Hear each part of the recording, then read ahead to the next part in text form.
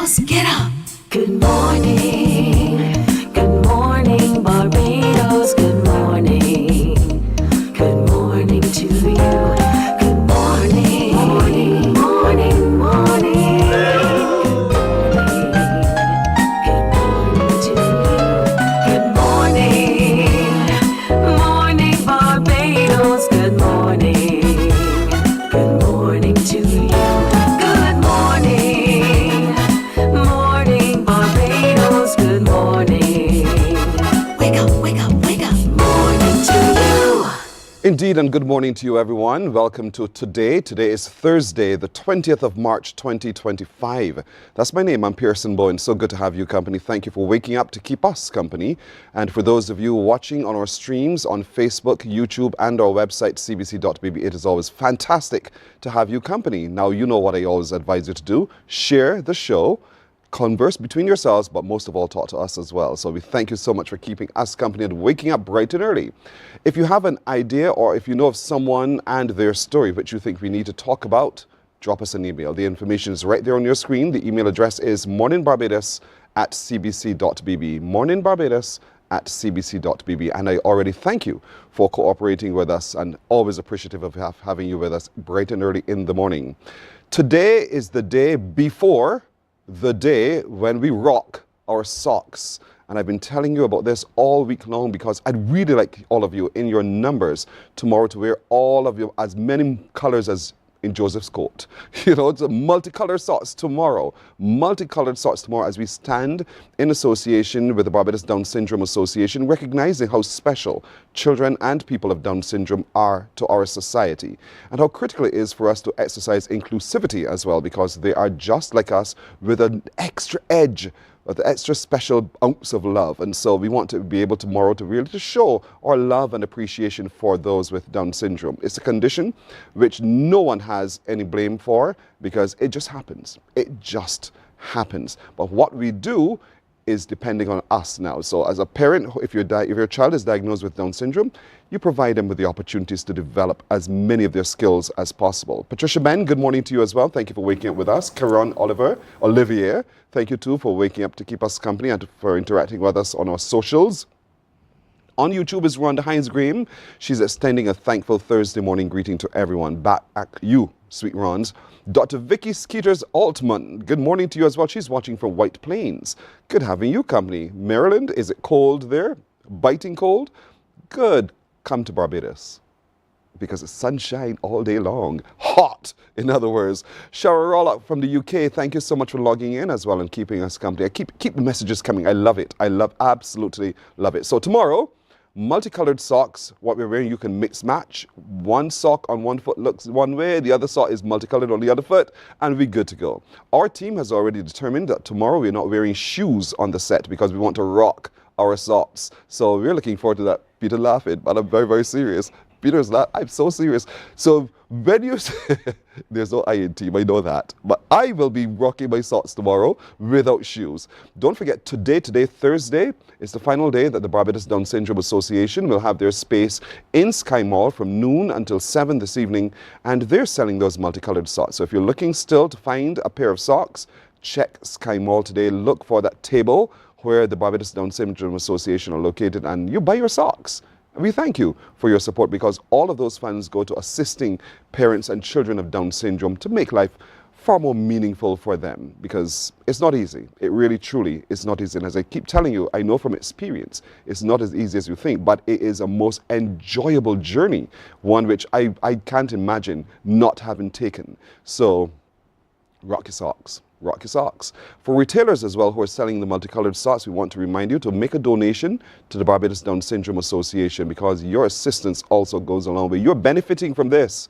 Let's help others benefit from it as well. So do contact the Barbados Down Syndrome Association and pledge your support. Thank you. Thank you very much. Now, we have an unsolved riddle that has been running now for a few, and I'm still waiting on a correct answer from you.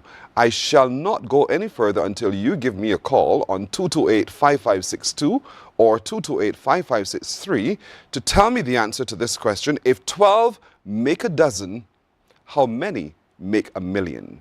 It's logical, isn't it? No. If 12 make a dozen, how many make a million? Think about it. Give me a call. 228-5562 or 228-5563. Call now. I'm sure that between yesterday and today, many of you have come up with your own version of an answer. It might match mine or it might not.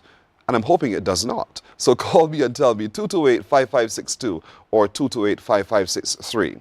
Now, coming up today, Thursday, we'll be continuing our journey through the Faculty of Humanities and Education. Today with a very special focus on theology. What is theology? What's that about? What's that study about? And what are some of the courses? Do I have to be a member of the clergy to take this course? My first answer is no. But how? Who is a part of theology and the study of theology at the university? We'll talk about that in just a little while. Also, the Leadership Institute, they're putting on a seminar for young girls and young women. Let's take the call before we continue. Good morning. Hello. Good morning. Good morning. Help me. Hi. Good morning. Hi, morning. Hello, morning. Good morning. Good morning. Time to rise and shine. Hi, there you are. Hello. Hi, morning. Good morning, sir. How are you? I'm fine, thanks. And you? I'm very well. Thank you for asking. As I always Great. ask, what's your name and where are you watching us from? Frank, St. George. Frank in St. George. All right, Frank in St. George without the C's or the sands. I want to hear from you your answer. Do you think you know it? Yes, I do. You're confident? I am pretty confident. And I am pretty confident that you do not. So, Frank, You tell think me, so? what's your answer? 1,000. How many? 1,000 make up a million. 1,000 Yeah. make up a million. So if Yeah. 12 make up a dozen, 1,000 thousands make up a million. I'm saying that, yes. And Frank is confident that Frank has the correct answer. I am confident. Frank, lose your confidence because you do not have the correct answer. Oh, dear. Okay. But thanks for trying. You Yeah, did well, you're Frank. You did welcome. well. Your mathematics did not math for me. But thank you very much indeed for trying, Frank. So all of you, you can try too. So I'll continue telling what else. Rhonda Hines Graham, one does not make a million. How could one make a million? How? Figure it out. All right. So I was telling you about the Leadership Institute. They're having a seminar coming up for young girls and young women to encourage them to develop themselves. We'll tell you more about that this morning. You've heard of blind cricket, but have you heard of blind chess? How on heaven's earth is that played? We'll also talk a little bit about that, as well as this month is the month of the disabled. We introduce you still to some more swimmers who are representing Barbados in the upcoming Carifta Championship Swim and Open Water Championships at the Easter weekend. They'll continue to come through today as we share their story as very exciting and enterprising young people. And the author of the book, 40 and Failing, Challenging Societal Norms and Redefining Successes in Midlife, will join us today. It's a long title, but it might very well be an interesting subject that you need to know about. We'll also today be exploring the diversity, equity, and inclusivity in education. There are 4 educators who will join us. They've come together to write a book, and we want to take a look at that as well. And this morning, we want to read Lily's love letters. I dare you to read those love letters. The author of that book will also be here to talk to us about it. So, do you have any other callers? 228-5562 or 228-5563. You get on the phone, and when you do, I'll take your call, so don't you worry. Let's go now into the Faculty of Humanities and Education. Sorry? All right, a call is coming, they tell me. So pause on that, Pearson. Are we ready? Good morning. Good morning. Hello, how are you? I'm good. Oh, that's good to know that you're good. You're up rather early. Yes, I'm at work. You're at work already? I do the night shift. You do, sorry? I did the night shift, Oh, you did the late shift. So what time are you coming off the shift? 8 o'clock. So you can't wait for that hour to come, right? 8 o'clock. Not really. I like what I do. You do? What do you do? I'm a nurse. Aha, at the Care Queen of the Elizabeth? elderly. Say it again. In care of the elderly. Oh, you care for the elderly. Yes, That must be please. such a thrilling job to do, isn't it? It is, but I love it. You love it. That's good to hear that you love it. What's your name and where are you watching from? My name is Julian, and I'm watching from, right now I'm at work in Clapham. All right, Gillian, you're in Clapham in St. Michael. And so Gillian of Clapham, St. Michael. Gillian, tell me so I can tell you you're wrong. What's your answer? My answer is 12. Your answer is 12. Yes, please. Gillian, what should I say to you? I don't know. What would you want me to say to you? Yes, that's the right answer. I can't say that to you, Gillian. Your answer is wrong.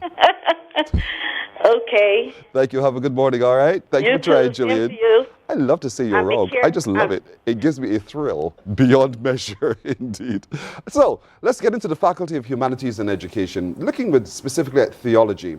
And 100,000 makes a million. No, that's wrong, Patricia. Okay. Don't disturb me. I'm telling you, these people. So joining me this morning is the Reverend Canon Dr. Kirkley Sands. He is the Dean and the Faculty and Head of the Academics at Codrington College. Good morning to you, sir. Good morning. Thank you for joining us. With him is Dr. Alistair Stewart, Senior Lecturer in Biblical Studies as well. Welcome, both gentlemen. Now, Thank you. Pleasant morning. Mm-hmm. In the Faculty of Humanities and Education, there is a study of theology. Yeah. And for a lot of people, you think, if I have to be a member of the clergy, or I want to be a member of the clergy to do theology. Is that true? No. Absolutely not. No, you don't have to be a member of the clergy. At the moment, we have, among our student body, we have persons who are testing their vocation to the ordained ministry. They are called seminarians. Codrington College is a seminary where this sort of thing happens. But we also have students who are studying theology. And as far as we can tell, they have no desire or intention immediately to seek ordination anywhere. And this highlights the second aspect of Codrington College. It is also a theological college. And from the perspective of the University of the West Indies, it's the Department of Theology in the Faculty of Humanities and Education at the Cave Hill campus.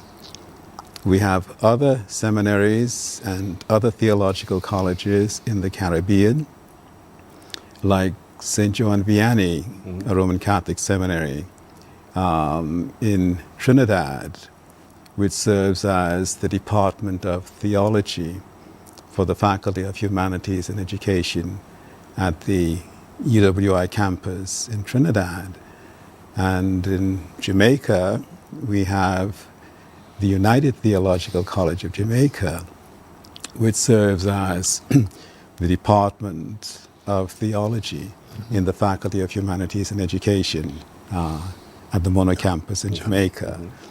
So we wear two hats, as it were, at the institutional level. We are a seminary and we are a theological college. I mean, just to add on to that, to be very clear, you don't even have to be a Christian or even a theist. Really? You don't even have to believe in God to come and read theology as a university subject. We're part of, like any humanities. So theology is a scientific study of faith, and specifically as a Christian faith. It's a historical discipline, it's a philosophical discipline, it's a linguistic discipline, it's a literary discipline. So absolutely anyone can come and read theology. So we don't interrogate anyone in terms of faith or belief. Obviously our ordinands, the people preparing for ordination, but that is a matter for their churches. So again, if you wanted to come and read theology with a view to ministry, you don't even have to be an Anglican to come and study at the college, because what we offer alongside the formational for people preparing for priesthood in the college, as a university department, what we offer is what any university department anywhere in the world would offer. But I think we offer it at a higher standard than average. Oftentimes, when you hear of people choosing to study theology, they're in their latter years. Is that what you're seeing as well in terms of enrollment, or are you seeing other younger people coming through? We're seeing that with special reference to our diploma in theology, which, unlike the licentiate, the bachelor's, the 2 master's degrees, the PhD degrees, the diploma is the Codrington College certification. And this is very popular, region-wide. people just want to know more about religion, want to know more about theology, want to know more about their faith. They're not necessarily interested in another degree, because a lot of them are professional people, doctors, lawyers, educators, you name it, who just want to know more. And so, and that has been going on for a number of decades now. And we have quite a clientele in that particular area, mature professional people. Right. So it doesn't matter, you don't have to, as Dr. Stewart was reminding us, you don't have to be a Christian. You don't have to be, as you said, Dr. Sands, as well, wanting to be ordained or anything. You just want to know more. You want to understand this space in which we live and who orchestrates it, so to speak. And so that's the thing that pulls people generally in. If you want to have that grounding in your faith, what does it entail? What does it entail? Do I come and I'm just reading, but how does it work? Yeah, well, to begin with, you apply for admission to the university. You matriculate. In theology, there are a number of subject areas, especially at the undergraduate level. And these areas include biblical studies, biblical languages like Hebrew and Greek, Right. philosophy, history, ethics, clinical pastoral education, and a number of other courses, including gender-related courses like gender, faith, and development, and the rest. And consistent with the policy of the university itself, these are in situ, face-to-face experiences between the student and the lecturer. And in the case of the diploma, which I referred to a few minutes ago, this comprises 6 modules to be completed over 2 academic years on a part-time basis. This is an online program of study, and that's one of the reasons, I suspect, why it's so popular region-wide. Yes. The others, the bachelor's in theology, you need 90 credits in order to graduate. And there is a taught master's as well as a research master's. The taught master's is a program of study in Caribbean and African theology. Because from where we sit, all theology is contextual. And we try to be faithful to our Caribbean context here. For a long time, we've been in existence for almost 300 years. But the theology which we have been delivering before our affiliation with the University of the West Indies was centered around Britain, Western Europe, and to a lesser extent, North America.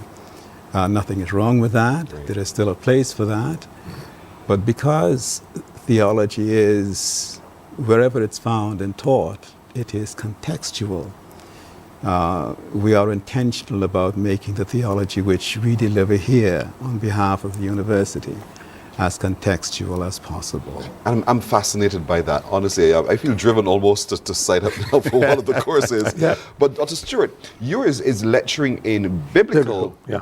So talk to me a little bit about what happens in this context. Well, my context is the ancient Mediterranean, that's what I always say. The only context that matters in the New Testament is the first century Mediterranean. So, yes, the Bible, this big black book, came down from, I think people think it came down from heaven. Yes. I think people think it came written in 16th century English. And I think the first thing that students learn is it didn't come down from heaven, and it didn't come down in 16th century English. It came down over centuries. My particular specialism is in the New Testament, in the background of the first century. So they realize it came down in a Mediterranean context. It came down in a peasant society within Palestine. It came down in a civic society in what is nowadays Turkey, but in those days was called Asia. It came down in an imperial and colonial context within the Roman Empire, and that all of those contexts then came to form the way in which the message about Jesus, and to a lesser extent the message from Jesus, because it's mostly actually the message about Jesus. Well, that's one of the things we learn, that is frequently misquoted. Yeah. That Because what I'm the hearing message about Jesus came through this world, and to understand the message, you need to understand the medium. To understand the medium, you need to understand the world in which that medium presented. What's it like to live in a Greek city-state? What was the physical process by which the people started to write?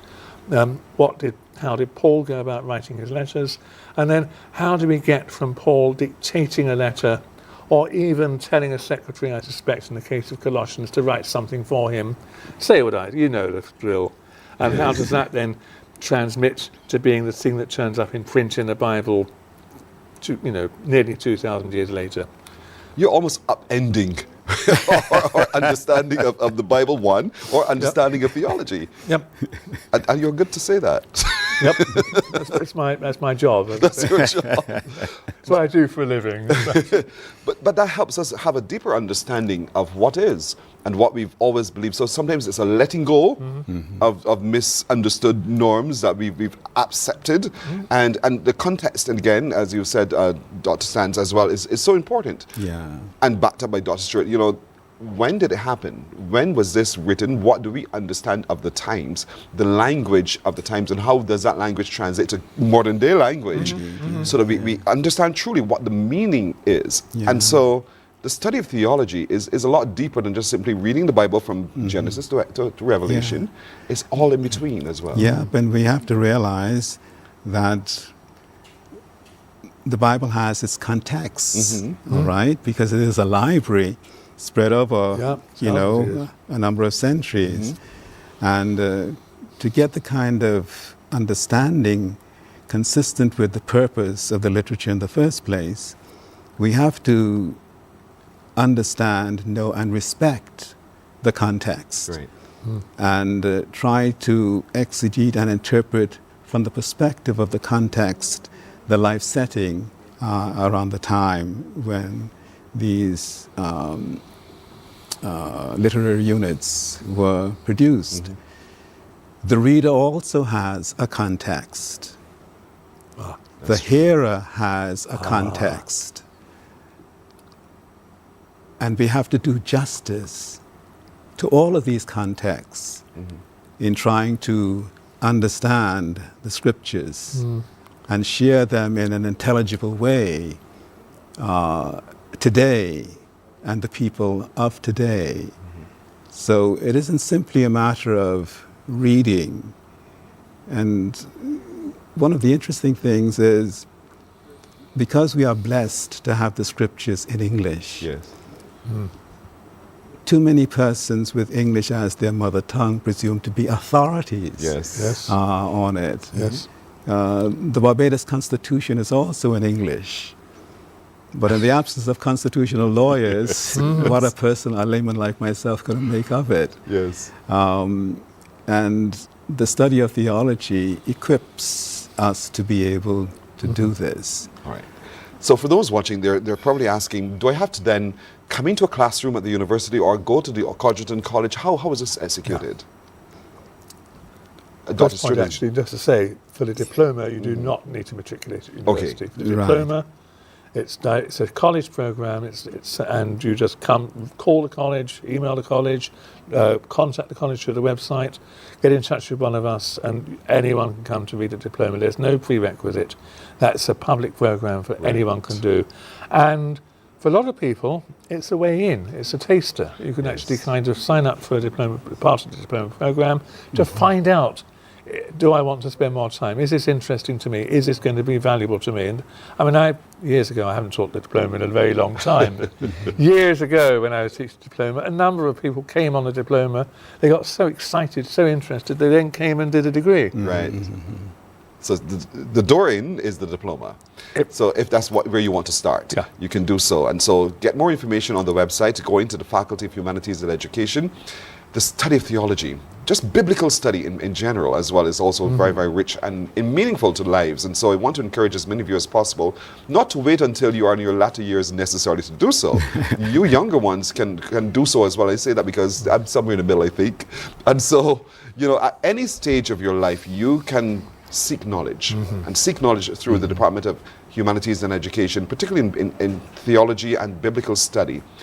You can do it through the diploma or the degree program. So I encourage all of you today to get cracking on this, you know, because it makes a true difference to your lived experience when you understand context. Context is always about context. And so, gentlemen, I want to thank you so much for joining us, to opening up our understanding of what happens in the department through theology and at Codrington College as well, and to inspire us. Because the way you've delivered it now, I think we have a greater understanding of how we should approach our reading of theological study or the Bible or any other text that deals with it, you know, to sort of we understand the times in which we're living as well. So thank you. Thank you. Reverend Canon Dr. Kirkley Sands, he's the Dean of the Faculty, and Dr. Alistair Stewart, a Senior Lecturer in Biblical Studies as well. So gentlemen, thank you. I have a question for you. If 12 makes a dozen... Oh, I've been thinking about this. I've been it sounds like a theological question. How many make a million? It's almost like asking how many angels could dance on a pin of a needle, you know? Correct. And the answer to that is a finite number. Yeah, finite. So that's your final answer? Yeah. That's not mine. Finite Thank you very much number. for trying. Thank you so much, gentlemen. All the best. Thank you. We're coming back in just a moment. Morning, morning, morning. Good morning. Good morning to you.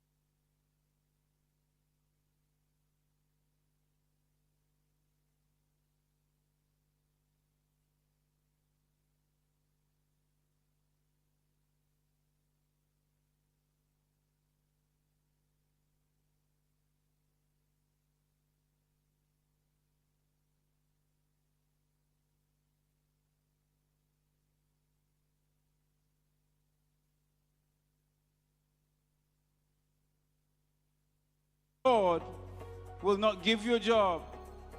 God will not call you to do something and then not give you the capacity to have it, to make it happen.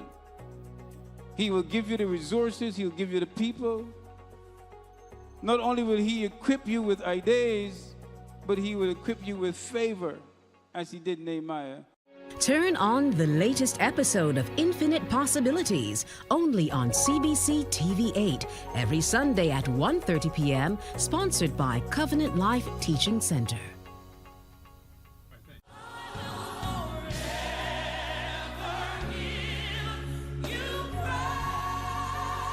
An hour of inspiration, celebration, soulful praise, and uplifting messages that will refresh your soul and fill your heart with joy.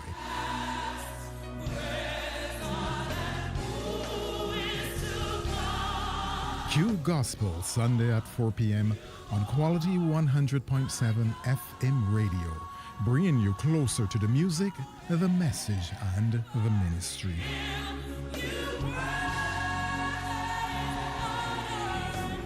It's your Sunday moment of praise and purpose, where faith meets music. Q Gospel, Sunday at 4 p.m. on Q 100.7 FM. Welcome to Nature's Discount, the ultimate health food store. At Nature's Discount, we have thousands of quality products at great prices. Hi guys, Dottie here with Nature's Discount, and today we are talking about Solar Ray Microbiome Probiotics and why you should be taking them. And we have well over 3,000 amazing products to help you get healthy.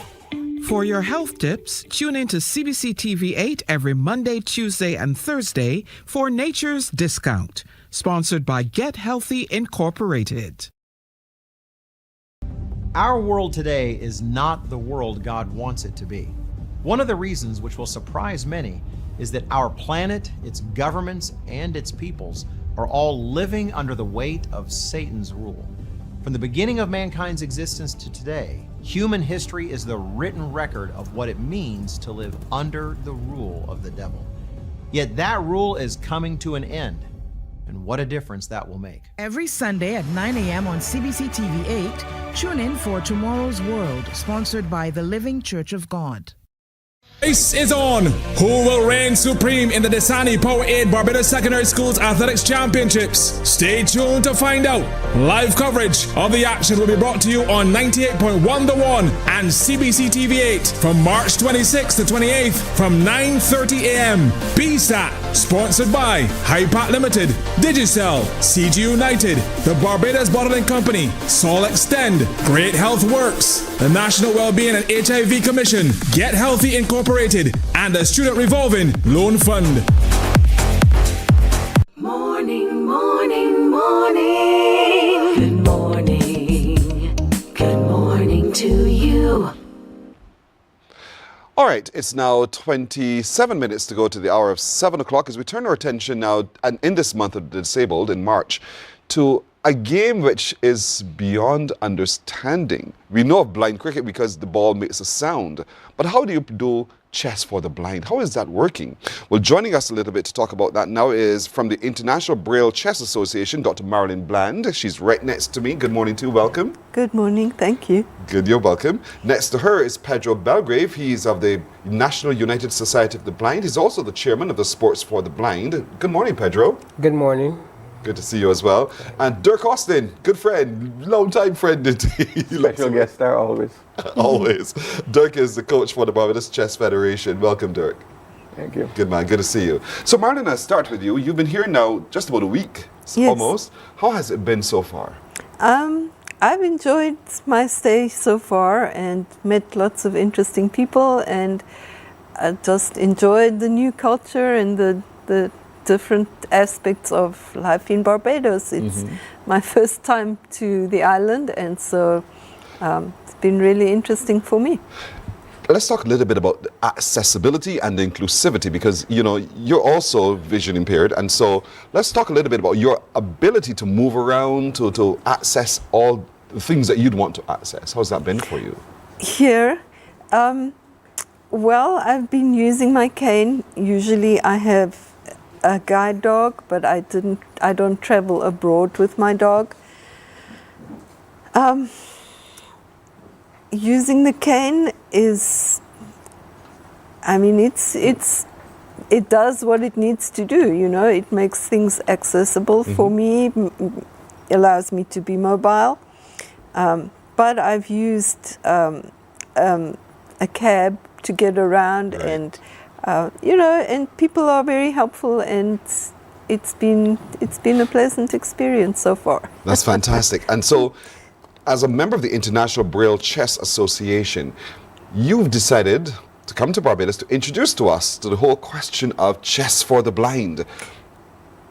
Well, Pedro here and some others have been working to get chess off the ground, and so they, as a group, have applied to the International Braille Chess Association to be a member.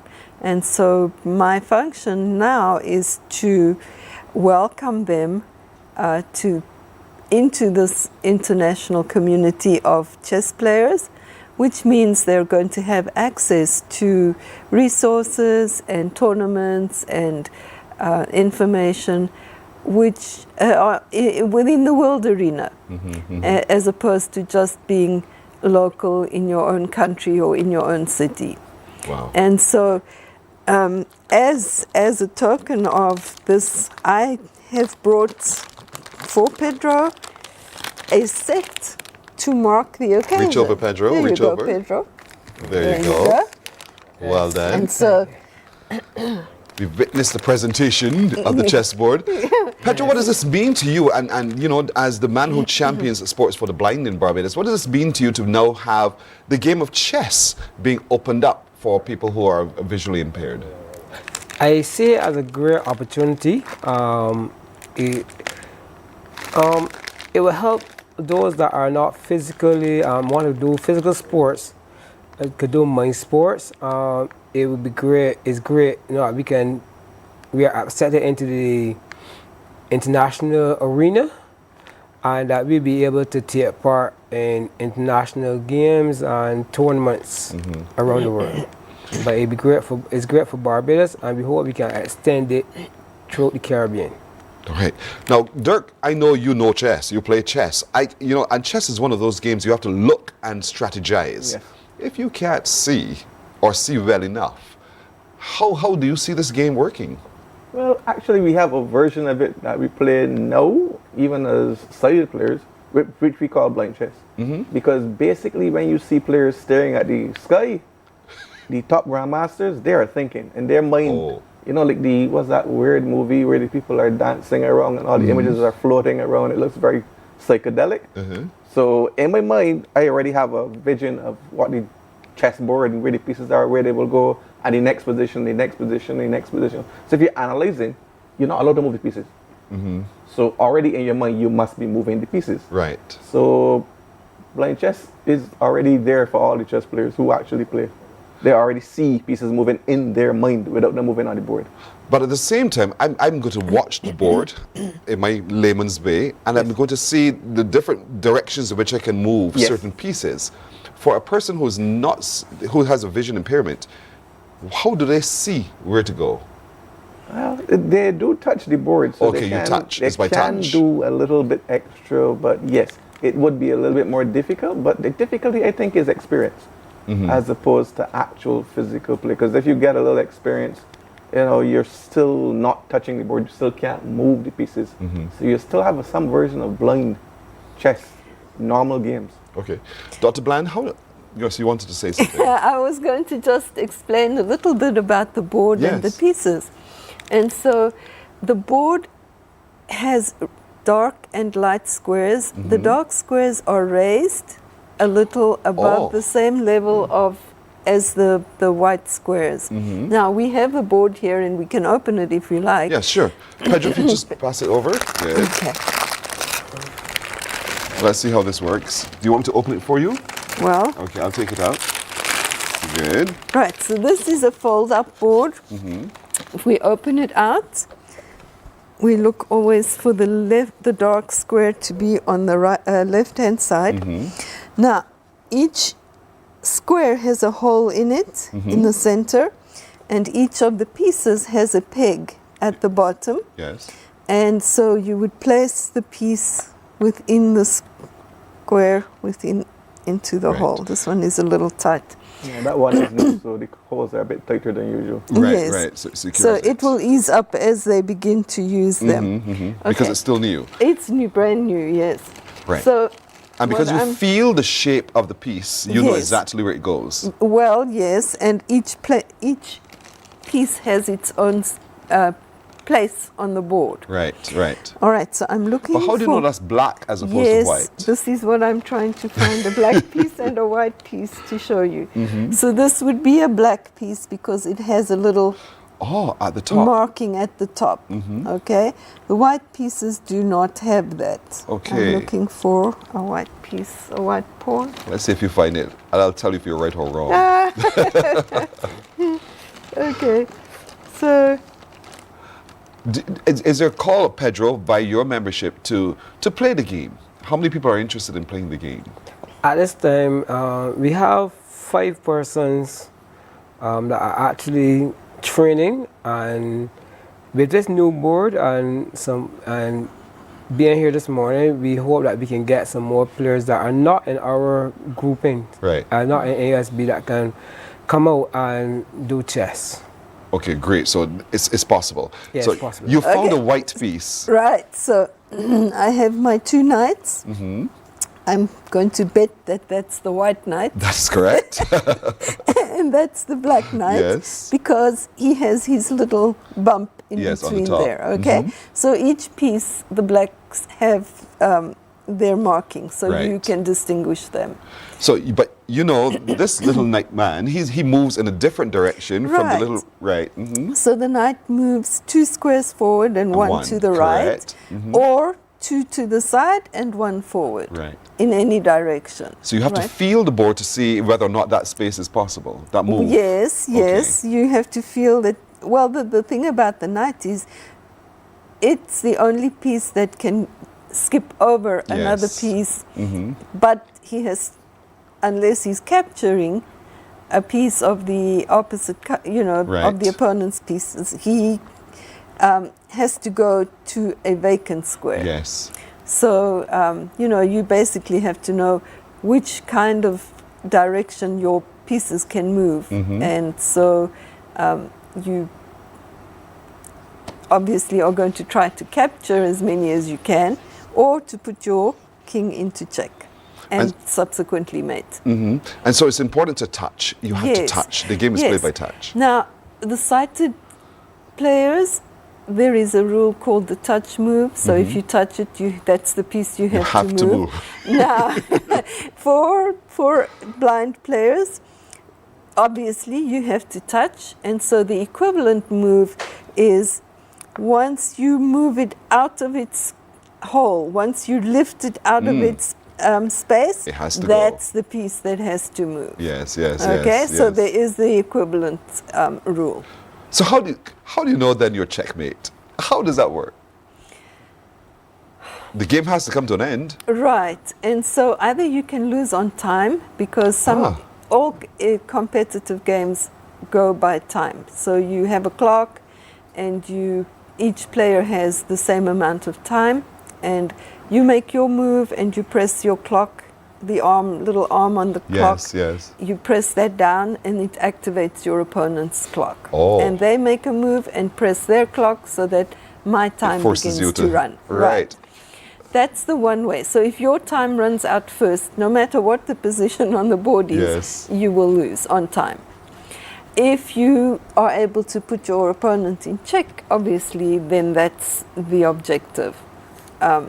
So by placing your opponent in check means you put your king his king in a position where he cannot get out of check, That's right. and he has nowhere to go. Yes, yes, yes. And so there's no obstruction. You can't intercede. You can't put a piece between to block the check.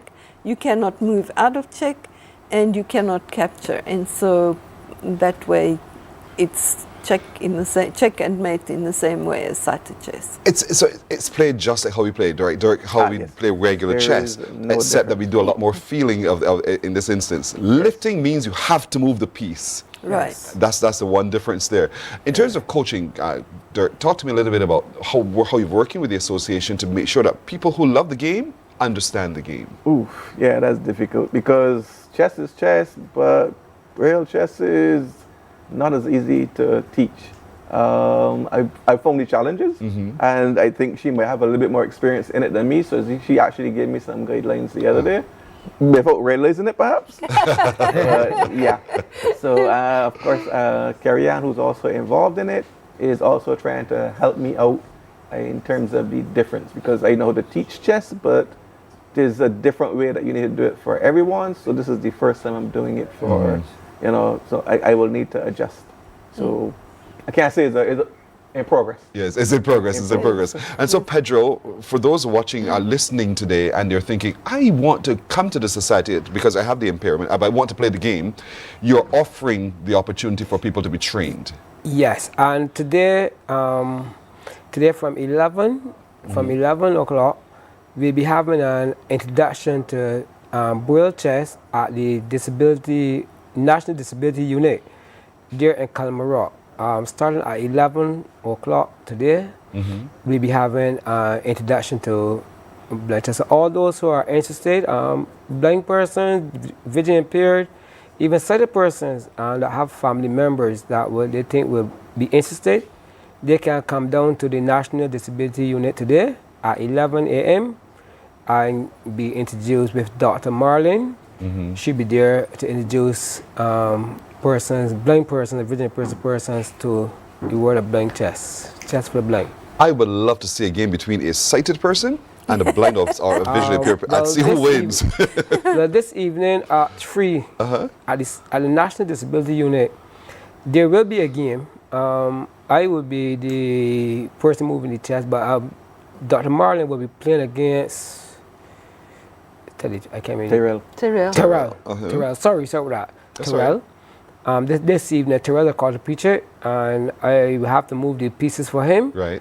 But this evening at 3, we are inviting the press and other persons to come out and see the game. Nice. For, So I would like to just emphasize that chess is there for everyone, regardless of your skill level. Whether you are a beginner player or an intermediate player or a strong player, there is room for everyone within the community. And so everybody always learns from each other. You learn from the games that you won, from the games that you lost, from the games that you draw. Yes. Always it's a learning experience. It sounds like a thrilling experience as well, to play the game and to play the game as a sighted person against somebody who's blind or visually impaired. And I can't wait to beat you, Dr. Marilyn. I'm telling you, it's a challenge accepted. Well, it's a challenge accepted, but I am an easy win for anybody because I am not a strong player, but I love the game, and this is what keeps me playing. Nice. The love of the game indeed. And so you're leaving on Saturday. I hope that when you return that you take good news about Barbados and your experience while here. Yes, absolutely. I am delighted that there are those who are already engaged, and I'm really hoping to see more come out and join the group. Yes, indeed. 11 this morning at the National Disabilities Unit on Cullimore Rock. The game is at 3. The challenge is on. Will Dr. Marilyn Bland win? Come to find out at 3 this afternoon. But come for the workshops and so forth at 11 this morning in the National Disabilities Unit on Cullimore Rock. Dr. Marilyn Bland, Pedro Belgrave, and my friend Dirk Austin, thank you so much for joining us this morning on Mornin Barbados. And I hope that we have masses of people turning up to support the effort indeed. Thank you very much. Thank you. Welcome. You're welcome. All right. Mornin Barbados comes back in just a moment. Morning, morning, morning. Good morning. Good morning to you.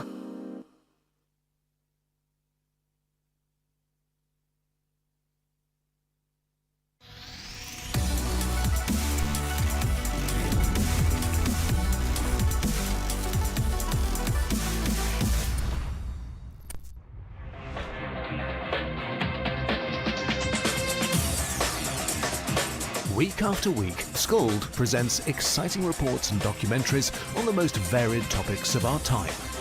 Spectacular developments and innovations, lifestyle and trends of tomorrow, mobility and tourism, health news, highlights from art and culture. Each contribution grabs the viewer with extraordinary images and stories and takes him into fascinating worlds which he experiences here exclusively and up close. We're there when companies and specialists develop super satellites for a global network in space and can look behind the scenes. Scold is a window to everything that is there or is yet to come. Fly with us through time to better understand today and tomorrow. You've always wanted that. Scold, a look into the future. We enjoy a game with dominoes and singing karaoke. I just love crew. When you love me just a little bit longer. You get to relax and have a drink and listen to some nice music. It's something different. It's spectacular. It's fabulous. It's a different feeling altogether. I never feel so good in a party yet. Follow me to Q in the Community this Thursday. So good in a party yet. You know why? The facts say Morning Barbados reaches an audience of over 50,000 and Newsnight reaches over 56,000. It's simple. When you advertise, you're getting your message to over 50,000 of your potential customers. Make the call to CBC Sales Department today and watch your business grow. Contact us at 467-5559 or email marketing@cbc.bb. God will not give you a job. God will not call you to do something and then not give you the capacity to have it, to make it happen. He will give you the resources, he'll give you the people. Not only will he equip you with ideas, but he will equip you with favor, as he did Nehemiah. Turn on the latest episode of Infinite Possibilities, only on CBC TV8, every Sunday at 1:30 p.m., sponsored by Covenant Life Teaching Center.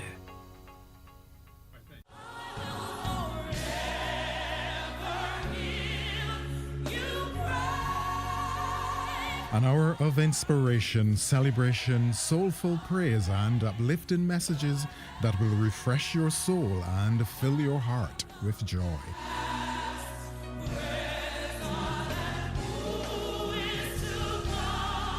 Q Gospel, Sunday at 4 p.m.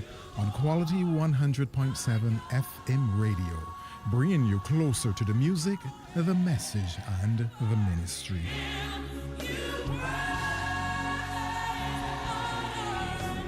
It's your Sunday moment of praise and purpose, where faith meets music. Q Gospel, Sunday at 4 p.m. on Q 100.7 FM. Welcome to Nature's Discount, the ultimate health food store. At Nature's Discount, we have thousands of quality products at great prices. Hi guys, Dottie here with Nature's Discount, and today we are talking about Solar Ray microbiome probiotics and why you should be taking them. And we have well over 3,000 amazing products to help you get healthy. For your health tips, tune in to CBC TV8 every Monday, Tuesday, and Thursday for Nature's Discount, sponsored by Get Healthy Incorporated. Our world today is not the world God wants it to be. One of the reasons which will surprise many is that our planet, its governments, and its peoples are all living under the weight of Satan's rule. From the beginning of mankind's existence to today, human history is the written record of what it means to live under the rule of the devil. Yet that rule is coming to an end, and what a difference that will make. Every Sunday at 9 a.m. on CBC TV8, tune in for Tomorrow's World, sponsored by the Living Church of God.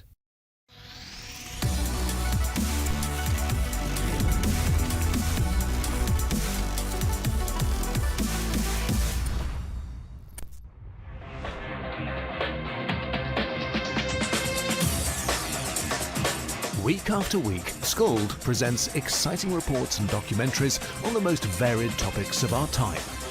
Spectacular developments and innovations, lifestyle and trends of tomorrow, mobility and tourism, health news, highlights from art and culture. Each contribution grabs the viewer with extraordinary images and stories and takes him into fascinating worlds which he experiences here exclusively and up close. We're there when companies and specialists develop super satellites for a global network in space and can look behind the scenes. Scold is a window to everything that is there or is yet to come. Fly with us through time to better understand. Morning, morning. Good morning. Good morning to you. We have 5 minutes now to go to 7 o'clock as we expose these exceptional young people to you indeed. And they are so exceptional. They're representing Barbados on the Easter weekend in Trinidad in Carifta Swimming Championships. And so we're all excited. They're all male. And they're with us this morning. Next to me is Mihail Sobers. Good morning to Mihail. Morning. How are you doing? I'm good, I'm good. Are you looking forward to the Easter weekend? Oh, yes, for sure. Really now? Yeah. You're not scared? No, I'm just cool. I like that. So you're accustomed to swimming. What events do you swim? I'm mainly like prioritize like long distance and backstroke. That's my main events. So yeah. Long distance requires a lot of deep breathing. Your lungs have to be And right. endurance. And endurance. Yeah. So how do you prepare for an event like that, long distance? You know, like before, I never used to train like long distance.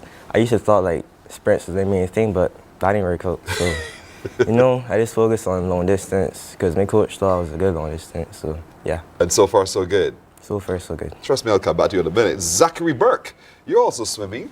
Good morning to you. Good morning. Are you looking forward to the Carifta Swim Championships? Yes, please. I'm looking forward to doing well. Doing well indeed. And this is not your first time, is it? No, please. How did you do last time? Last time I made all my finals, but I didn't do as well as I wanted to. What do you think you ought to do now so that you do as well as you would want to do? It's like preparation before, and I feel like I've had better preparation this time. What are you doing in this preparation for the Carifta Games? I'm getting good sleep, and I'm also training very hard. So give me an idea of how you train. Well, I do mix of like I am and breaststroke. So some days I have a lot of breaststroke, and then some days I have I am. What is I am? Individual medley. Okay, got you. So that's what you do to get yourself all prepared and ready. Yes. What events are your favorite events to swim in? I would say my favorite has to be 100 breaststroke. Why? Just because it's like fast paced, but not as fast as a 50 that you could just get out touch at the end. Yeah. And who do you see as your major competitor in Carifta? Have you been checking at all about who else is swimming what in different islands? Yes, please, I've been checking. I see David Singh from Bahamas is my biggest competitor. And you think you can beat him psychologically? Yes, please. I like your confidence. I like it, Zachary. Thank you so much. Cassius Nareen. Good morning to you, Cassius. Good to have you. Are you ready for Carifta? When you found out that you had made the time, you are in the Carifta team, tell me a little bit how that felt when you got the information. All right, so we'll get his mic sorted out in just a moment. Let me go to Matthew then. Matthew, good morning. Good morning to you. How are you doing? I'm good. Good. You, boy, I like that. You're confident. You're ready. Yes, I am. This is your first Carifta, though. Yes, it's my first Carifta swimming. So how are you preparing for your first Carifta swimming? Well, I'm putting in a lot more training, a lot more effort. The entire process is grueling. I know it's been hurting a lot, but yeah, I know the results will pay off on the day. So this grueling experience, talk to me what you have to do that causes you to think that it's grueling and Well, painful. it consists of a lot of sprinting, a lot of long distance swimming, focusing on doing my events for longer periods of time for endurance, and then at faster paces. Wow. And so far, so good. What's your best time and what's your favorite event? My favorite event will either be the 100 fly or the 50 free, and my fastest time in both would be a 106 in the 100 fly, and a 25 in the 50 free. And those are good enough for you? When you compare with the others in the Caribbean, how does it rank up? The 100 fly falls a little bit short of finals times, but I hope to improve it upon arrival to Carifta. And the 50 freestyle, it's a good time to have to make finals. And to medal? Yes. All right, Matthew, good. Are we ready with Cassius? Good. Back to you, Cassius, sir. Good morning. Now, are you ready for Carifta? Yes, very. All right, I asked you the question, when you found out that you had made the team, how was that for you? It was great. I was really surprised because I was like 3 seconds off the time, but I managed to swim the time on the exact millisecond. So how do you do that? How do you make sure and pick up the pace enough to make the time?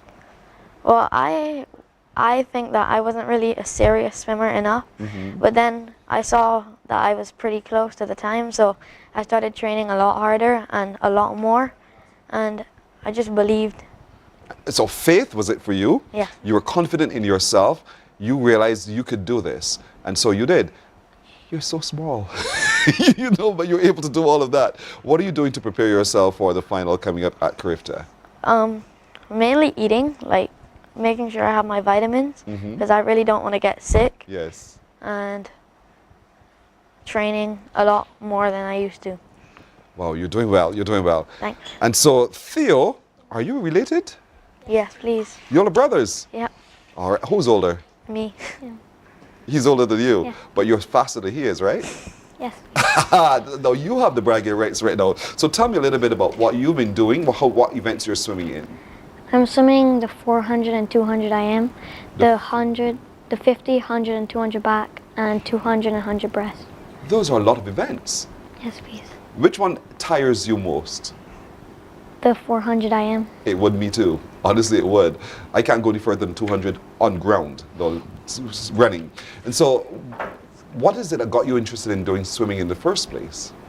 It was never really my plan to start swimming, but my mom wanted me to swim so that I could just, like, if anything ever happened. And then I just started getting better from there. And I improved and I'm where I am today.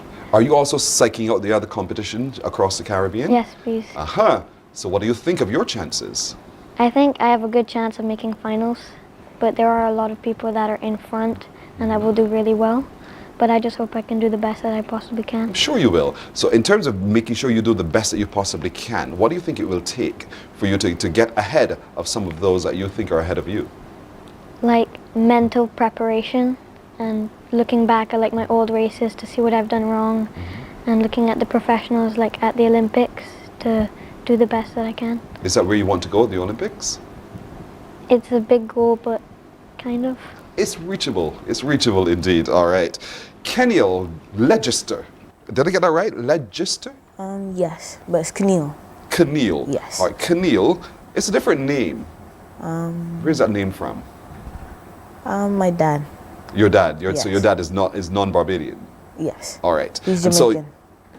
Jamaican. Jamaican. I gotcha. And so you've been swimming now how many years? I'll probably say almost 10 years. 10 years. How old are you now? 11. You've been swimming from the age of 1? Not necessarily, but if you mean you've been in the pool. competitively, Right. I'll probably say like 4 years, but like just normal swimming, Right. 11 years.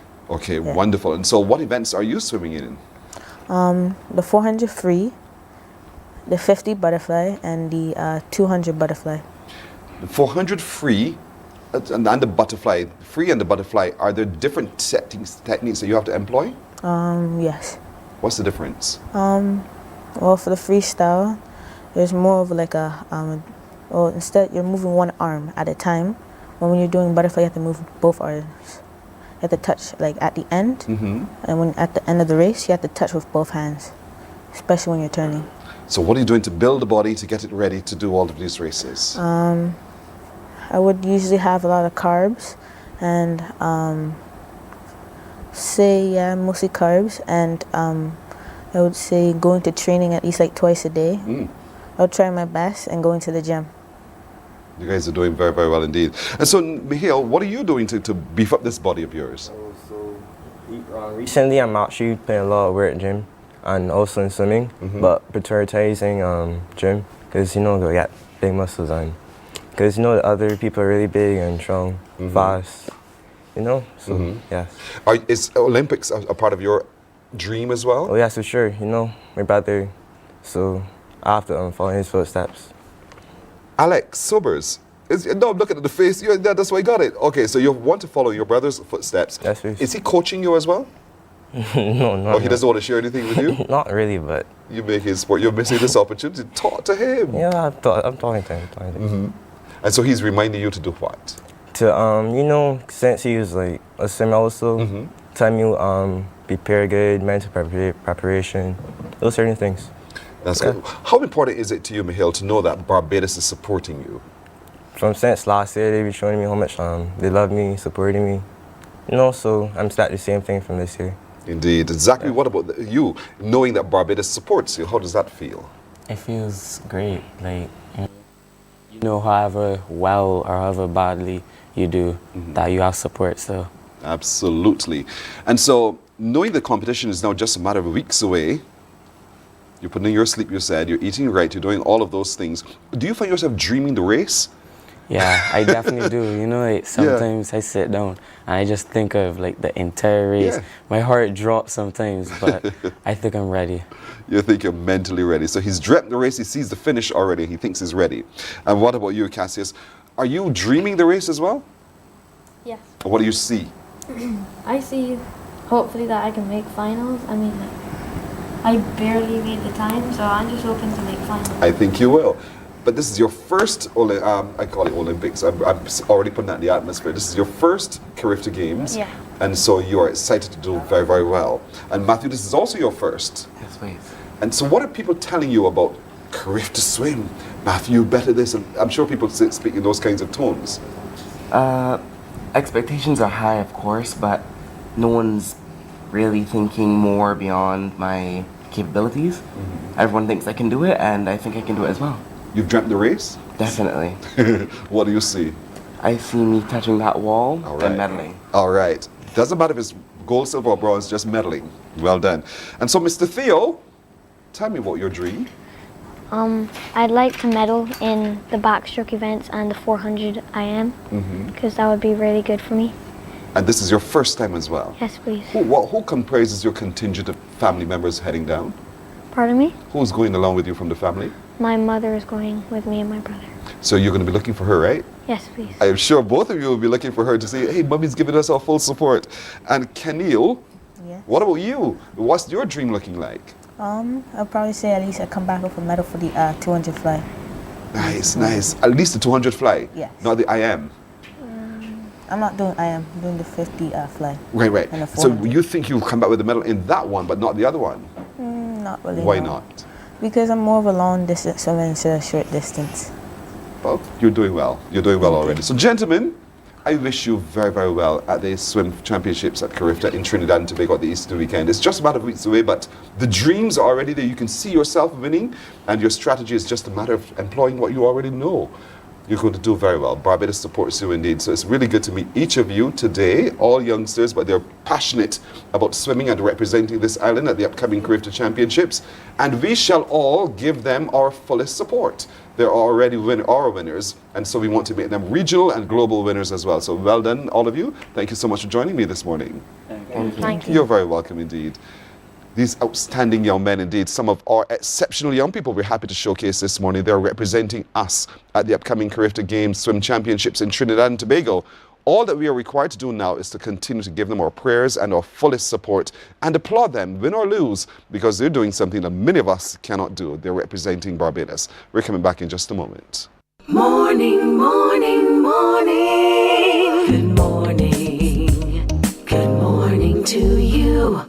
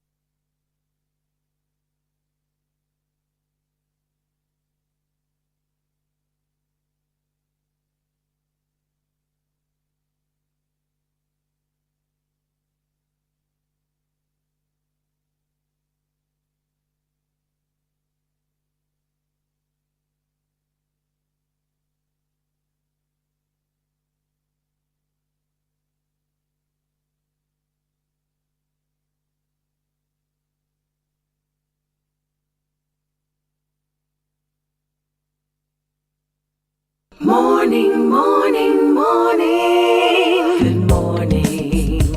Good morning to you. 12 minutes now to go, well, 12 minutes after the hour of 7 o'clock. Where is time going? It's going so quickly indeed. And so this morning we want to take a look now at what the ongoing work of Leadership Institute. Joining me is the director, the leader, the founder, all of those things, Roshana Trim. Roshana, good morning. Good morning, Pearson. How are you doing this morning? Good to see you. Nice to see you also. Now listen, this Leadership Institute, what is it? It is an organization that was founded in 2021. Myself and 5 other young ladies got together, and we wanted to have an organization that offered the things that we wanted when we were younger. So mentorship, community, education, and just the tools and strategies to help women properly navigate the world. And we recognize that since community is important, and we've been really focused on that aspect of it. And so you continue to do so. And what kinds of responses have you been seeing to it? So we've had good responses. The activity that we're having, Girl Code, on March 29th is actually a response to a person saying, okay, so are you coming back to Barbados? We've had good responses. We've done programs in school for International Day of the Girl Child. We've also participated in other activities with other women-led organizations, and so far our staple project has been one that has allowed for us to travel to 5 Caribbean islands, engaging young women in political parties on political leadership and the tools that they need. And so that has been well received, and 2 of our participants from Belize actually participated in their local governance elections, and they credited the Institute with being part of the reason that they felt confident and they felt equipped to take that on. That's so good, because I was just going to ask you about some of the success stories. You know, we can do things, we know that people have gone through the process, but then what happens after? And here it is, you have ladies who are already excelling at some of the highest levels. And so the Girl Code continues that journey. Absolutely. What's that about when you say the Girl Code? So we recognize that there are tools that women lead, and the older I get, the older that we get, and the more that we speak to each other, the more we realize that there are some things that we think women utilize as strategies in order to navigate the sector or workplace. We realize that there are challenges that women tend to have. And it's not to say that it's not challenges that are had by boys or men, but it is to say that we navigate the world in different ways based on our gender. And so what we want to offer girls is the Girl Code. What are the strategies, the tools, and the skills that you need to navigate things like your mental health, like personal finances, like gaining confidence and walking into spaces and not having imposter syndrome. And so we've engaged an amazing group of facilitators from different sectors, different levels of expertise, different ages, in order for us to celebrate being women, and also to once again create a space for learning within community. When is the event? It's March 29th, 9 a.m. to 5 p.m. Yes. Next week, from 9 till 5 p.m. Is it targeted at all women or young women of what age? So the age categories, the age is 14 to 25. What we'll do is that each age group will then be broken down, because we recognize that every level of life, whether if you're a teenager, your priorities are different. What I wanted at 17 is so different from what I want at 25 or at another age. And so we're targeting young women ages 14 to 25. And we're hopeful that as they get into their groups and that as they have conversation with the facilitators, they'll take away something that really helps them to advance whatever their goals may be. So how does any one of those young girls watching today who fall within that 14 to 25 age bracket, how can they be a part of it? So you can reach out to us on Instagram. The link is there, Lead Her Ship, H-E-R Ship Institute. On Instagram, you can also send us an email at leadhershipinstitute at gmail.com. And yeah, and then we're accessible, and you can sign up and you're good to go. So good to go where? Online or? Online and at the workshop. We'll send correspondence so that you know what exactly to expect. It sounds, and it has truly proven to be a very worthwhile event in which one should get involved, 14 to 25 years old girls. And so to the parents who has a young teenager heading into early development of oneself, because and by 20 you have your own job. You want to be able to turn the keys to your own home, but you're struggling with a few other things, whether it's emotional or mental or psychological. This Girl Code is for you. Absolutely. You know, oftentimes it takes a village, and that's not just it takes a village to raise a child, but it just takes a village to navigate life. Yes. Life is difficult and it can be very lonely, and nobody gives you like this rule book or a guide. You kind of figure it out and gather things where you can. And so we want to make it a lot easier for the young women that we interact with and that are interested, or who may not be interested but are curious, or their parents would like them to get involved. We want to make it easier for them to participate and to navigate life. So it's free? It is absolutely free. That's a good word. We've partnered. We have some great partners. CBC TV 8, Hits 106.7. The Kingdom of Netherlands is our title sponsor. And so through the commitment and the support of these partners, small businesses like Little Trinkets and Pretty Project Here to Soul, we've been able to offer the program free to girls, lunches included. They'll get packages, treats, giveaways. So it's really set to be a very, very fun program, and we're very excited to meet with everyone who's registered and who will register, so that we can empower young women. So who are the empowerers, the people who will be working along with you at this Girl Code moment in time? Who is the delivery of content? Absolutely. So some of the facilitators are persons from Let's Unpack It, and so we've partnered with some youth organization, Let's Unpack It, particularly focused on mental health, Psychiatric Hospital, Dr. Caroline Ferguson, the NOTE Project. And we recognize how important the work is that so many organizations are doing. We've also engaged Megan Michaels, who works she'll be focusing on personal branding and visibility, as well as Charlene Brown. But if Brown Jones, if you Brown please. Jones, yes. And if you follow us on Instagram and you check out the page, you'll see all the other persons who will be participating and who will be facilitating over the few hours that we'll be meeting. This is massive, but it's also impactful. And so to know more, just go to Leadership on social and register. Registration is absolutely free because the process is absolutely free, but the process is absolutely rewarding. And so there's a lot of benefit and a lot of value to doing so. We want to encourage parents to allow your girls 14 to 25 years old to register. All the information is right there on your screen. You see it? It's right there on your screen. It's when the girls come together, girl leading on girl, girl leaning on girl, girl sharing with girl, because girl is empowering girl as it goes as well, to make a big difference in looking at confidence building, financial management, mental wellness, personal branding, career and entrepreneurship planning, all of that in just one session. But the stories that Roshana shared with us just now, we're already seeing success because a number of these ladies have gone on to go for the highest opportunities in any society. In Belize, they're wonderful examples of how this workshop has really been able to help them. So don't keep your girl at home. You know, there was a time they used to do that, where girls never had the same opportunities as men. The male boy, the male student, was allowed to carry on and to reach for higher education, while the girl had to stay at home and be a housewife. Absolutely. Thank God those days are over, right? Thank goodness. Because you could see yourself being told, Roshana, stay at home. My mother struggles with it every day. So the possibilities are endless, the possibilities are real indeed. And so we want to encourage you to go online right now to Leadership Institute on social and get involved. Register. You see it right at the bottom? Register now. That's a call to action. So don't waste time, folks. Let's do this. Let's get the girls involved, because the outcome is truly, truly meaningful to their development. Roshana, thank you so much for joining us. We wish you only the very best. We featured her before as one of our exceptional youth, and one of our exceptional youth continues to do exceptional things indeed. Do you see how they're growing up so beautifully? We love that. Makes me feel like a good old grandparent this morning. But thank you very much. I wish you only the very best. Thank you so much for You're having welcome. us. Look at that on the screen. Congratulations to all of these exceptional young people. You're one. Marcia Ross. So, so people are already seeing and rewarding you for your efforts indeed. Thank you. We're coming back. Oh, the question. You thought I'd forgotten? If 12 make a dozen, how many make a million?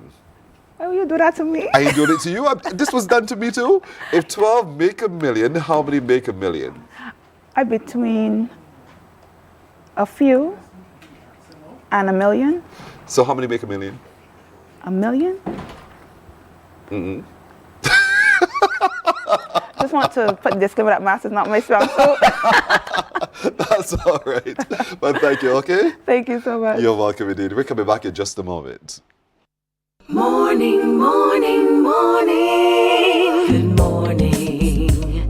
Good morning to you.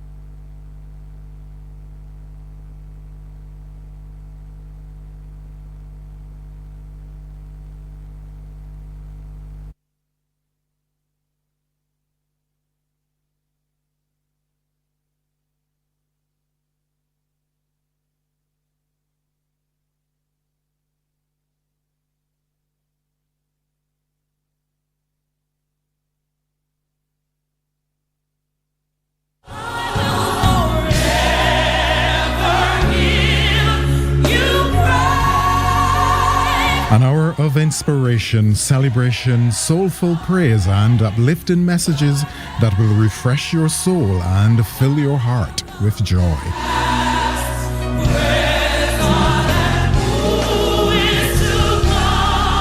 Q Gospel, Sunday at 4 p.m. on Quality 100.7 FM radio, bringing you closer to the music, the message, and the ministry.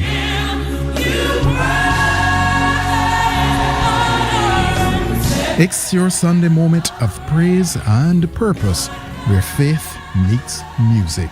Q Gospel, Sunday at 4 p.m. on Q 100.7 FM.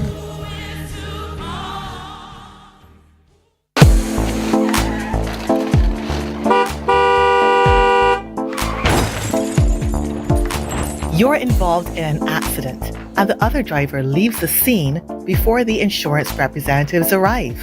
If you can, use a cell phone or camera to record the scene. A driver who leaves the scene has 24 hours to report the accident to the police and their insurance company. Failure to do so may lead to prosecution. What if the other driver doesn't have insurance? If it is confirmed that the person does not have insurance, the necessary court action may follow. Report the accident to the police within 24 hours. A message from the Barbados Police Service and the Barbados Government Information Service.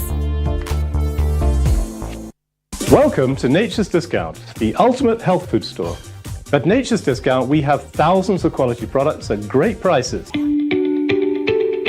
Hi guys, Dottie here with Nature's Discount, and today we are talking about Solar Ray Microbiome Probiotics and why you should be taking them. And we have well over 3,000 amazing products to help you get healthy. For your health tips, tune in to CBC TV 8 every Monday, Tuesday, and Thursday for Nature's Discount, sponsored by Get Healthy Incorporated. Our world today is not the world God wants it to be. One of the reasons which will surprise many is that our planet, its governments, and its peoples are all living under the weight of Satan's rule. From the beginning of mankind's existence to today, human history is the written record of what it means to live under the rule of the devil. Morning, morning, morning. Good morning. Good morning to you. 26 minutes after 7 o'clock now. Trudy Dana Joseph is an author. Trudy Dana Joseph believes she has a God-given purpose to deliver the information which she delivers. And she's sitting nestled by her little baby called the 40 Plus and Fearless, 40 and Failing Challenge Societal Norms and Redefining Success in Midlife. Ooh, tongue twister, big set of words there. Trudy, good morning to you. Good morning. It's a pleasure to be here, and thank you so much for having me. No, thank you so much for coming. Indeed, thank you very much indeed. And so you've written the book called 40 Plus and Failing, Challenging Societal Norms and Redefining Success in Middle Life. Why? I wrote this book because it is a real life story of what is happening with so many people in our age group. Everybody in our age group, there are a lot of people who are experiencing what we call the midlife crisis. And so people are in a position where they feel like they haven't done much, they haven't experienced the type of success that they dreamed about when they were younger. And it's difficult to understand the reason why and exactly why you're in a situation now where you might be feeling stuck, where you might be feeling lost, where you want to pivot, but you don't know exactly how. So this book is a personalized story. It's my journey of how I came to my midlife crisis and how I understood exactly what got me there and what I needed to do to get out. 40 plus. So you're dealing with, you're at the stage 40 plus, first of all. So that's part of your reality. And so you're saying to me that in the 40 plus, you suddenly realize that life is not quite as satisfying as you thought it would have been. And that for you was like an earthquake. Suddenly your world was upended. And have you now found a footing that stabilizes you? I have, because I realized that success really doesn't have anything to do with the material things or the external things that you accomplish, right? Most of us have grown up in an era where what we were taught that we should strive for is the education, the degrees, the big house, the fancy car, the marriage, the children, and all of these things. But why, if that is what we should be striving for, are so many people still feeling like, this isn't it, this isn't what I signed up for? And so I realized that success really has everything to do with discovering who you are, what your true desires are, what you value most in life, and most importantly, what your purpose is. So when I discovered what my purpose is, then it opened up a whole new meaning of success for me. And I know that by pursuing my purpose, it's going to bring the fulfillment that these material things cannot bring. I'll tell you, the book of Solomon tells us that all is vanity and a vexation to the spirit. And so when we attach ourselves to status, acquisition of finances, all of those kinds of things, you never find yourself complete. And still, there's a vexation to your spirit. And so you found that purpose. You found that place now where there's calm within your soul. And so talk to me a little bit about what that place now looks like for you, the purpose. Yes, so I discovered that my purpose really isn't to acquire wealth. It isn't to establish a status. It's not to prove a point to anyone. All right, my purpose is to honor and glorify my Father in heaven because He is the one who sent me here. I didn't ask to come here. And so my purpose now is to teach people how to discover exactly who they really are and what they were meant to do. It's also to show that the wealth you're looking for and all these material things are found in your Creator, because He created the world. He placed everything that we need in this world, and in order to really reach the potential and the heights that He set for us, we must find that in Him. There is no success without God. That's my personal revelation. All right. And it's He who gives the increase and the rewards that we are trying to chase for ourselves. So, it's not about doing it on your own. It's not about doing your own thing. It's not about doing what everybody else tells us that we should be doing. One of the challenges that we have with the school system, especially, and the way in which children are raised today with social media and all of these things, is that, we find that people are trying to do what everybody else is doing rather than finding out exactly what am I supposed to be doing. So my purpose is to help people discover that. If you could have seen my head just nodding, it would drop off because I was in agreement with everything that you were saying. You're absolutely right. And so some people discover this later in life, others discover it sooner in life, some don't discover it at all. And so your book helps us to stop for just a moment and pay attention. Pay attention to why you feel the way you feel, why you feel as though you have not achieved as much as you ought to have achieved, and the things that come into your space and your mind and your consciousness to distract you from what is your true purpose. And then you help us to be able to keep contact with what we ought to be achieving. So is it, and I'm suspecting, because it's your autobiography basically, that is not a manual, but it gives us a guide. Would I be interpreting correctly? Yes, that's absolutely correct. There are a lot of activities and prompts that are included in the book to help the reader on their own journey. I didn't just want it to be something that you read about me, but I wanted it to be something that each reader can use to help discover themselves. So I encourage everyone who purchases this book to sit with a journal, a pen and paper, and actually engage in the activities, because these activities help to reprogram and reshape your mind to shift your focus from the external to the internal. So the book has tips, it has advice, it has activities for you to participate in, which will help each reader on their own journey. You are saying all the right words to me. I'm hearing you loud and clearly. And so, but oftentimes we embark on a journey and we meet the first hurdle and we want to give up. So does your book also tackle something like that, where in seeking your purpose, there will be other challenges to it, but once you've found it and you stay true to it, then you see I was going to say the salvation, but you understand what I'm saying. You're going to experience the joy that you've been missing for so long. And so the book is called 40 Plus and Failing, Challenging Societal Norms and Redefining Success, even in midlife. And so it's never too late. It's never too late. And your book reminds us of that.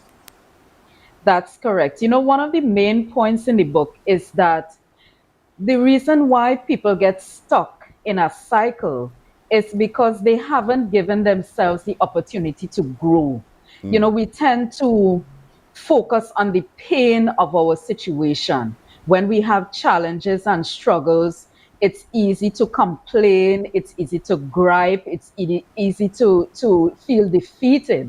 But what I encourage readers to do is to see challenges as an opportunity to grow and stretch, because the things that you want to come into your life, you have to make room for them. Yes. And so the main point of the book is that success is not about acquiring things, but it's about becoming who you need to be in order to get the things that you desire.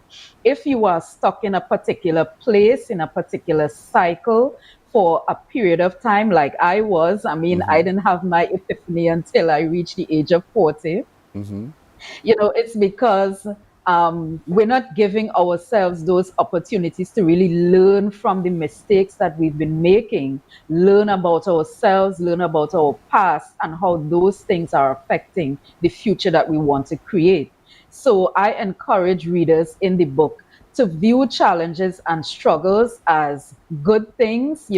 God says that everything is working for good, even the negative things. So each reader is supposed to be able to reframe the way they view their life in the past. I want readers to be able to say, not I can't, but that maybe I can try. Right. You know, this might have happened to me, but in fact, one of the challenges that I included in the book is the but challenge, right? And so I encourage readers to make use of that, where you take a negative statement, which might be true, but you include the word but, and then after the but, you put in something positive that will Yes. reframe the previous negative statement. It's a great challenge. I think so too. The word but negates what went before. So let's make the other That's side of the correct. but the positive change, indeed. You know, Trudy Dana Joseph, where's the book available? Quickly, could you tell us? The book is available internationally on Amazon, so you can just search the title of the book or my name on Amazon. Or you can go to my website, which is www.trudydanajoseph.com, and you can place your order there. I also encourage the viewers this morning to follow me on Facebook at Dana Joseph, or on Instagram at Trudy D. Joseph, and just reach out to me. I'd love to hear from each of you. Love it. We want to hear from you some more as well. So Trudy Dana Joseph, thank you so much for joining us. Well done. I think this book would make a big difference to a lot of us who are past our 40s, who are struggling with understanding the meaning of why we exist. And so thank you so much for being able to chronicle it in the way that we understand. Thank you so much for joining us. It was my pleasure. Thank you so much. You're very welcome indeed.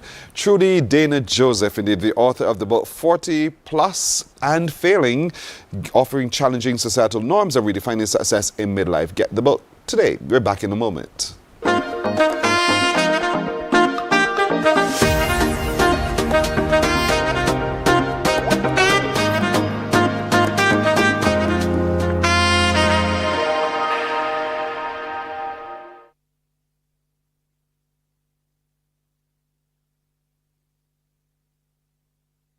Rejoining.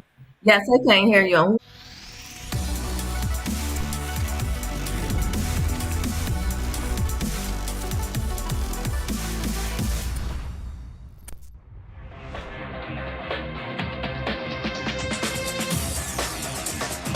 Week after week, Scold presents exciting reports and documentaries on the most varied topics of our time. Spectacular developments and innovations, lifestyle and trends of tomorrow, mobility and tourism, health news, highlights from art and culture. Each contribution grabs the viewer with extraordinary images and stories and takes him into fascinating worlds which he experiences here exclusively and up close. We're there when companies and specialists develop super satellites for a global network in space.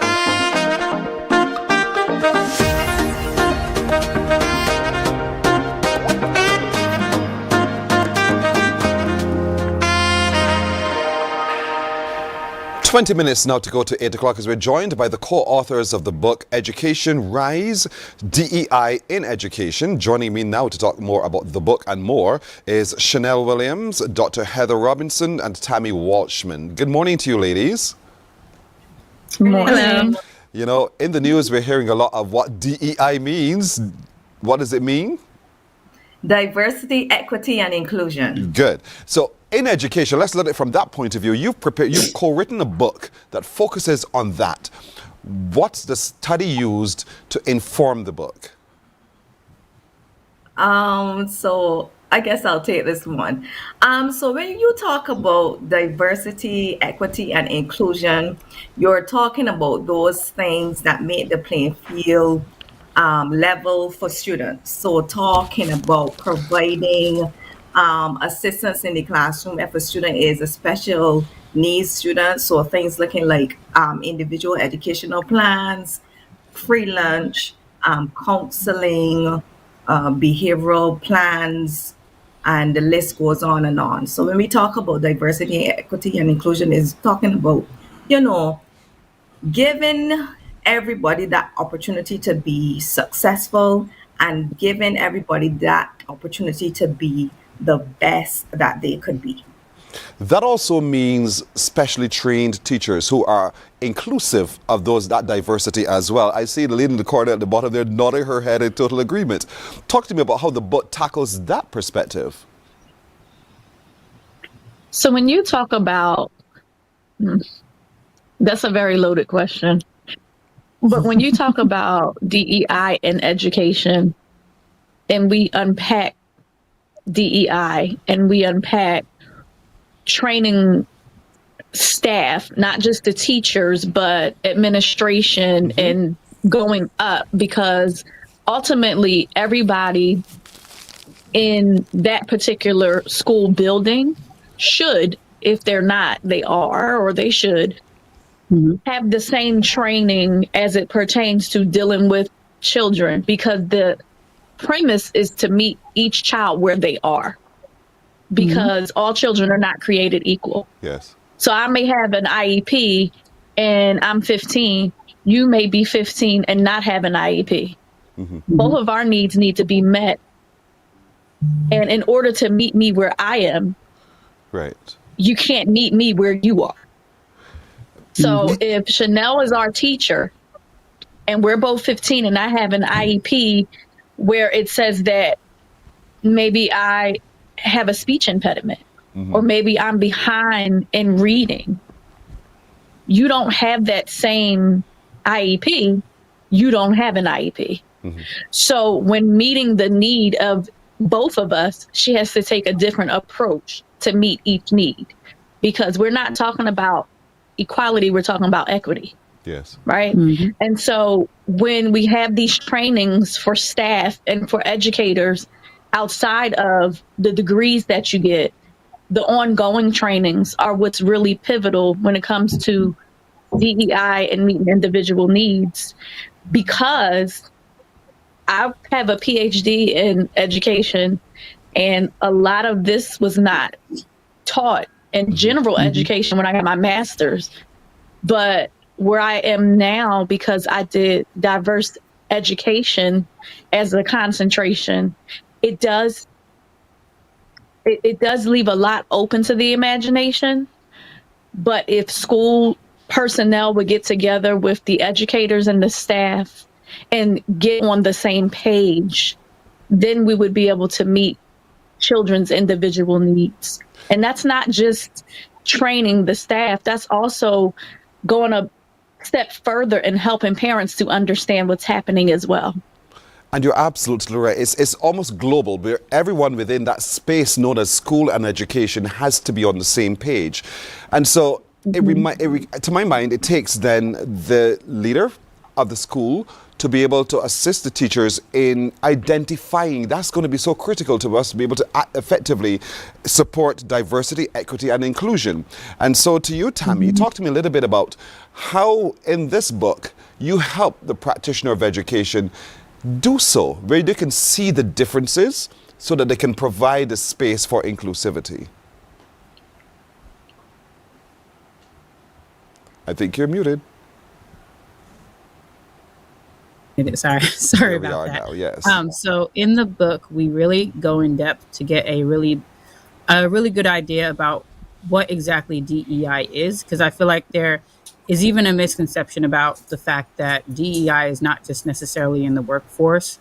It's in so many different platforms. And so in this case, we're talking about education. So it does deal with students that are special education students. It deals with general education students, but it deals with so much more than that. And I think what the book helps people to really understand exactly what DEI is and who it impacts and what are the things that we can do in order to help to combat that. Not just the staff, but as Dr. Heather was saying, the parents, anybody that is involved in the education of the child is who we really want to address. And even people that are not, because people that may not necessarily directly work with children can still be impactful and still understand what DEI is and how it's being impacted, especially now, but also what we can do to combat it. There's a lot of pushback when it comes to DEI.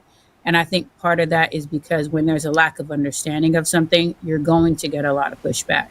So being able to open up that understanding, open up that conversation is really going to help people to really just understand things a lot better and really be able to see what they can do when it comes to working with just anybody when it comes to DEI. So like I said, it does involve the special education students, but it also involves even just things such as when you have, for example, I worked at a school where there were no social activities for the students. It was just based on academics. So when you have students that are not academically strong or even athletically strong, there is not necessarily a space for them to really feel like they are part of the school. And so even doing something like that is considered part of DEI. So there needs to be a bigger understanding of it. And one of the amazing things about this book is it really goes in depth about what DEI is. And each author has their own experience Right. in DEI and really being able to combat that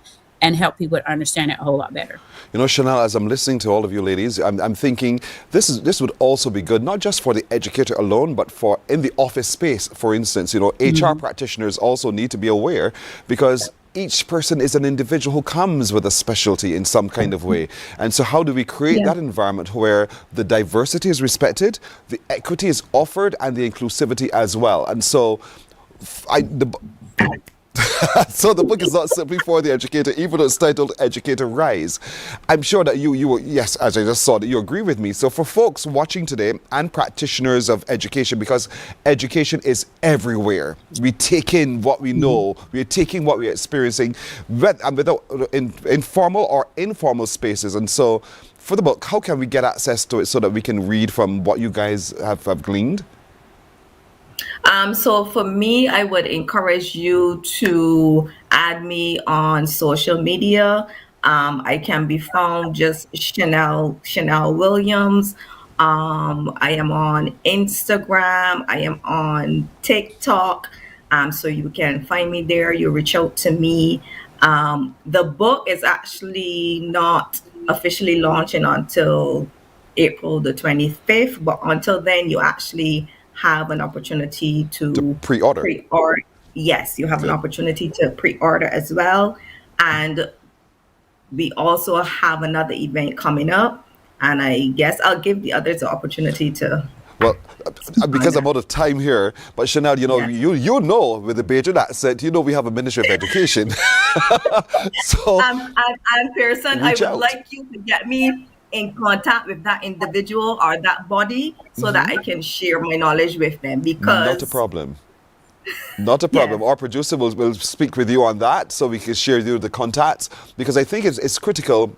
Even in our society today, it's a North American term that we hear a lot nowadays, you know, the whole question of diversity, equity, and inclusivity, but it's practical and it's real everywhere we go. And so we want to be able to support that change as well as we prepare our people, not just our children alone, but our people, for the changes and the differences that exist among us, and how can we all be respectful of those differences as well.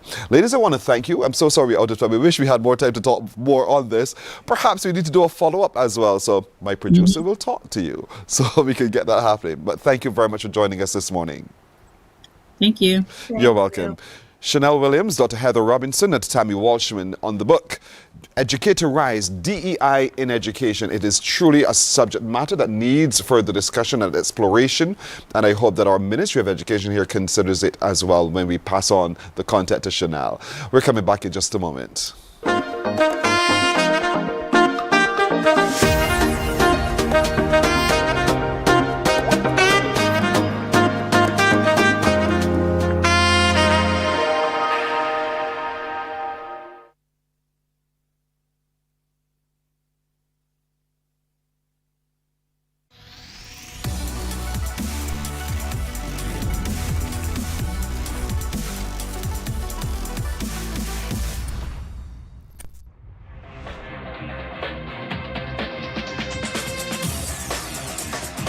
Week after week, Scold presents exciting reports and documentaries on the most varied topics of our time. Spectacular developments and innovations, lifestyle and trends of tomorrow, mobility and tourism, health news, highlights from art and culture. Each contribution grabs the viewer with extraordinary images and stories, and takes him into fascinating worlds which he experiences here exclusively and up close. We're there when companies and specialists develop super satellites for a global network in space and can look behind the scenes. Scold is a window to everything that is there or is yet.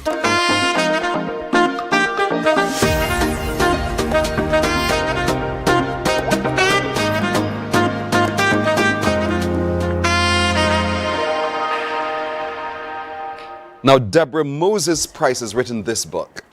This book is called Lily's Love Letters. And I told you at the beginning, I dare you to read Lily's Love Letters.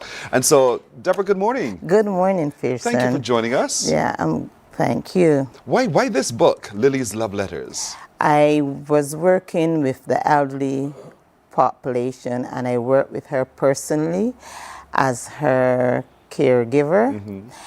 So while I was working, she had dementia from when I met her.